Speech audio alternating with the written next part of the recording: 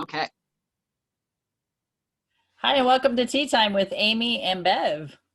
Good morning. That's the way I'm feeling Yeah, today. that's right. In case anybody was just listening to the audio, she was just dancing, so you might want to go back and start watching it, You really need to which get is on the not very video. hard. That's right. That's right. You got to see the video. Really You need to miss get it on. out. Yeah, because I'm telling you, we have some great facial expressions and movements, and I don't know, you got to be in on that. That's right. That's right. That's right. So how are things? Um, well, I'm getting rested since I saw you last time here in Zoom. This is how Bev and I see each other. um, I spent a couple nights, overnights, with my friend who is set up with hospice, and very active nights. So I didn't get a lot of sleep, and that was going on from Thursday until Saturday evening is when I got home. I mean, I had been home in and out, but and all of that, I had been home maybe a total of 5 or 6 hours in those days. Wow. So Yeah. Wow. uh catching up on my sleep and stuff. So yeah, I'm starting to feel a little better. And then I took a um trip to take their son to the airport and pick up two sisters and bring them back. So that was 7 hours of time. So leaving at 3 in the afternoon, getting home around 10. Wow. So yeah, it's just been a little fulfilling. Yes. Sounds like it. And also in that, of course, being aware of my own self-care. So, if I need to close my eyes, I gotta sit down and close my eyes. Whether I go to sleep or not, it's just resting my eyes because they get heavy and tired, and I'm not a big day sleeper, and so I'll just want to sit and just close my eyes. So um, it's been kind of the way it's been the past 4 or 5 days. That's awesome. And then reminding everyone self-care, because amidst everything, you still got to take time for yourself. And it doesn't have to be a huge amount of time. Like you said, it's just sitting there and closing your eyes for a minute. And it's totally the same as when, for our moms out there, when you have children, what we do is, oh, while my children or child is sleeping, I'm going to get all this stuff done. And then the child wakes up, and then you're still going, and you're not taking that time to rest. It is the same thing when you're caring for somebody in caretaking. It's like when they're resting, you need to rest. It's just the way it is. That is the time to get your rest. And I get like, oh, but I could get so much more done when they're resting. Then you suffer.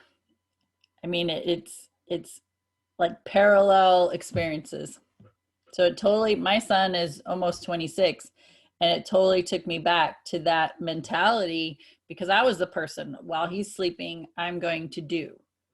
And and then I'd just be exhausted. And this time around, I'm like, nope, you're sleeping. I'm going to sit down on the couch and close my eyes and rest. That's it. Done. That's awesome. Well, we're in a do society for sure. And it is taking the time to slow down enough. And, it's just so crazy. Things are, the things that I'm experiencing lately are kind of crazy because I'm realizing how everybody's an aspect of us. They're another perspective of us or another part of us.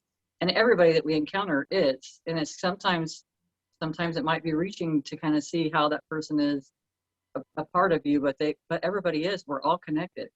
It's actually pretty fascinating, and it actually helps me to appreciate the other person more, regardless of whatever they're going through or however they're behaving or acting, because we've all been in those spaces. But it goes back to the non-judgment, not judging people for how they're reacting to things, which is kind of puts you into a space too, because you're now getting to see everybody, each sibling, each child, you know, grown adults coming in, but how each one of them respond around their parents and how each one of them acts, or, you know, there's so much to be gained and learned from it. And to me, it's like, what an amazing thing to witness. Not to say that it can't wear you out and can't make you a little bit tired, but what an amazing blessing that you get to experience. And people I don't even know, like I meet these people for the first time. Yeah. The siblings and the, you know, family members that are coming and going, and recognizing, like you said, just being aware how they're interacting with each other as family members, and how I'm showing up in all of it. Like I'm showing up as me, and this is who I am, and I'm not going to adjust myself to cater to you and your attitude or your beliefs. Or if I'm going to say fuck, I'm going to say fuck. That's right. And you don't like it, I mean, I don't use, obviously, you've heard me and listened to me for quite a while, that it's not an every other word. There are people out there that's like a consistent word in their every sentence they say. And at least you know who I am. So I'm doing really good about not putting on that mask and hiding me. And this is where, you know, when we start living our authentic self, here I am. Love me or not. I mean, I love me and I love who I am. I love how I talk. I love how I think, what I teach, and that's what matters. I am not in a position in my life anymore to seek the approval of others. So I am standing in my power of me and not allowing other people to tell, you know, dictate basically who I am to be. And that makes a lot of sense to me, because I don't think that I mean, I say it, I'm getting ready to say this because I feel like a lot of people feel this way, because that's how I always felt. Like, I don't even know what me was. And still, I'm still learning what me is. Who am I? What do I like? And like you said, part of it's just being your true authentic self. It's not worried about stifling things. I've caught myself so many times just on little things. Or the more that I pay attention to myself, the more that I catch myself. As soon as Soka's Jim had passed, and sometimes I'll have an emotion that starts to come up, and I'll be like, I'll just shut it down real quick. It's like, I don't need that. I don't need to go back to that space. And it's like, wait a minute, it wouldn't be coming up if I didn't need to look at it, or if there wasn't something I needed to feel a little bit so I could work through it. So it's an interesting thing, the stuff that we're all going through, and the more that we pay attention to ourselves, because when we do that, we don't realize, really, I'm stifling me. As soon as I start to do that, I'm not allowing me to be me. And for whatever reason, I don't know, I've been by myself a lot of times when that's happened. And it's like, I stuff it immediately. You know, I catch myself really quick trying to stuff it. And it's like, no, I'm here to feel. So my way of feeling it is just like I've learned recently, or it's not just been recently, but there's been a meditation that someone guided me through that really helped me to look at that pain, to really bring that forward without naming it so much and feeling it and everything else. And then allowing it to kind of dissipate, but then paying attention to your body afterwards. And then it's like, as soon as you pay attention to your body, you almost see where you're storing it at. You can feel where you've been keeping it. Because then you start following all these phantom pains. I say phantom because it's like, well, first my neck was hurting, now my hips hurting, now my middle of my back's hurting, now my eyes hurt. You know, it just kind of goes all over the place, and then all of a sudden it's gone. So maybe, and now I'm saying that out loud, maybe those are all the places. Maybe that was all the places I was storing that in at that time. Yeah, for sure. So it's just interesting, but it is taking the time to figure out who you are. And it's like, you don't just figure it out overnight. That's for sure one thing. I mean, for me, I'd love to push that button and be like, okay, got it. Yeah. And it doesn't seem to work that way for some reason. No, I had to figure out what I liked, and because I didn't have a clue. I was doing everything because everybody else was doing it. Yeah. And that peer pressure. Yeah. And a good indication of that for me was back in the day when I was drinking a lot, an excessive amount. Me and Jose Cuervo in 1800 were tight. Uh, and then I had a group of friends that I hung around. So every time we got together, we were doing shots of tequila. So we did. And then I started my journey, and I started pulling away from them to go into the self-discovery of why am, the internal questions, why am I doing this? Why do I feel like I need to do this, right? And then started unlearning to be me. And then it was probably a few years. I came back into this group, and that was an immediate, let's do a shot. I did one, didn't like it at all. I'm telling you, I did it because of the peer pressure. It didn't like it. I'm like, okay, so that's an indicator of still doing what I think other people think I need to do. So if I'm hanging out with this group, I got to drink. Took some time, got away from that, it was just a visit. And so I created the distance, was gone for, gone, I didn't hang around them. So created that distance for a while, came back. Oh, let's do a shot. I'm like, nope, I'm good. You guys do all the shots you want. So I'm not interested in having any. That's when knew I was in my power.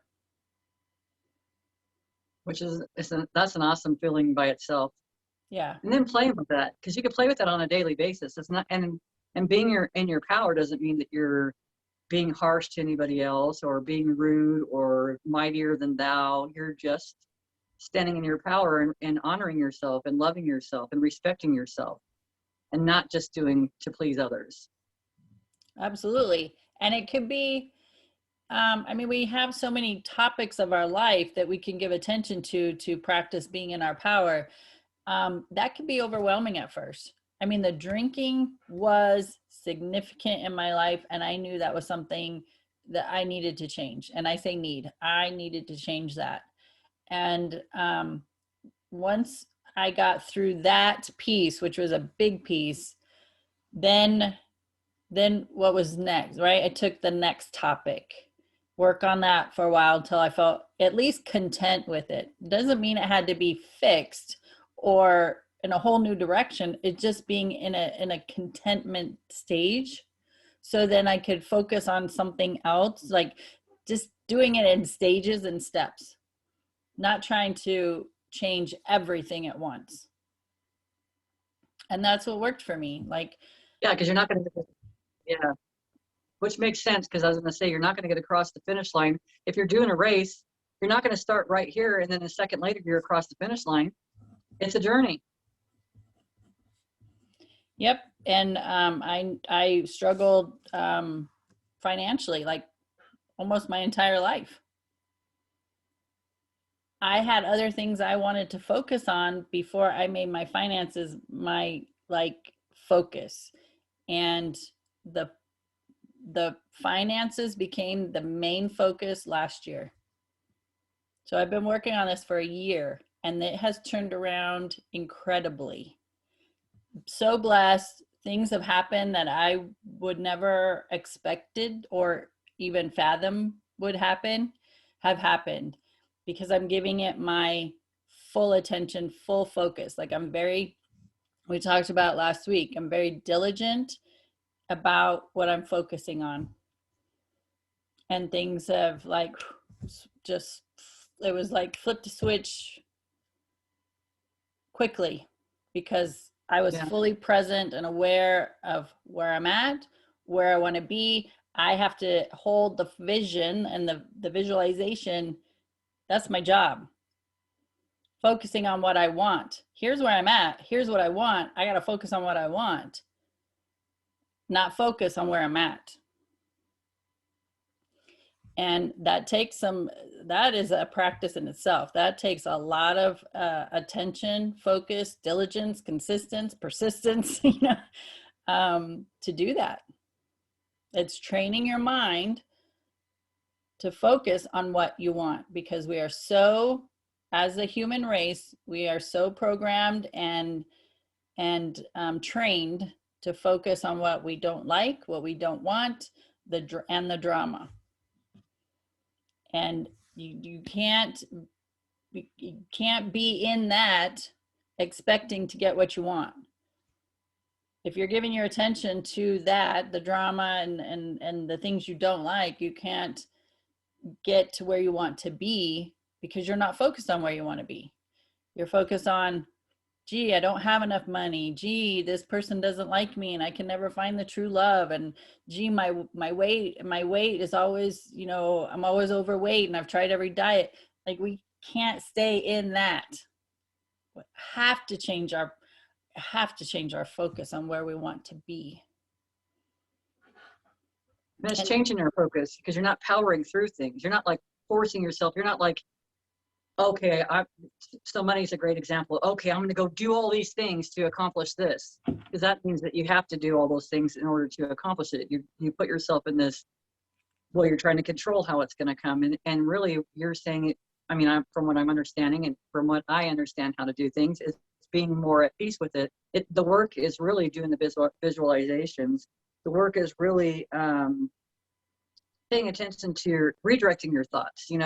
When they start to go on a path or the past or lack or whatever the feelings that you're having that aren't good, it's redirecting. It's giving you information to it, because for what feels better, like more positive thoughts to yourself, more positive affirmations. Just like if you're talking about yourself, or you catch yourself talking about yourself and you're saying something ugly about whatever, change it. Don't look at that part of you that you think is the bad part. Look at all the parts that you think that are amazing and focus on that. Excuse me. So, I mean, the doing it's not like forcing anything to happen. It's a new practice. It's redirection. And what I think people fail to understand too, or fail to realize, like, we focus on the reality right now. Yes. And okay, yeah, at the time, I mean, they're amazing right now, but at the time, my finances weren't great, and it was like, I don't have enough money. I don't, how am I going to pay my utilities? I have a lot of debt, right? And that's where my focus was. What we forget to acknowledge is, I made the choices and decisions that got me there. Now, here I am. I got these debts. I'm struggling financially. I get to make the choices and decisions to get me out of it. But I can't get out of it with the same actions that got me in it. So we have to change our mindset. We have to change what we're focused on. We have to take the action steps to move in a different direction, because if we don't, we're still in it and it's going to perpetuate. But people, and I know I felt this way years ago, people don't want to acknowledge and take responsibility for the fact that they made the choices and decisions that got them to where they are, of what they don't like. It just, I mean, when you think, I know it did me. When I thought about it, it just pissed me off. I was like, and then it went down. Instead of shifting and going, okay, well, how do I get out of this? I just start beating myself up of, how can you be so stupid? How come you didn't make better decisions? Why didn't you do things differently? Look where it got you. Okay, this is just proving again, I'm not good enough. Here I am, right? I can't be in that and expect to have greatness, expect to have goodness. So everything about my being needed to shift. And you have to be willing to do that. Yeah.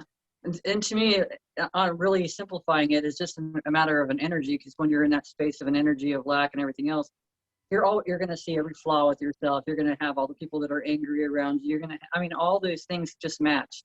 And when you're just in a good space, when you can find your space, find that peace space, and then find yourself into joy, find yourself into ecstasy or whatever, however you want to get, whatever words you want to use from that point. But it's like, you just get there.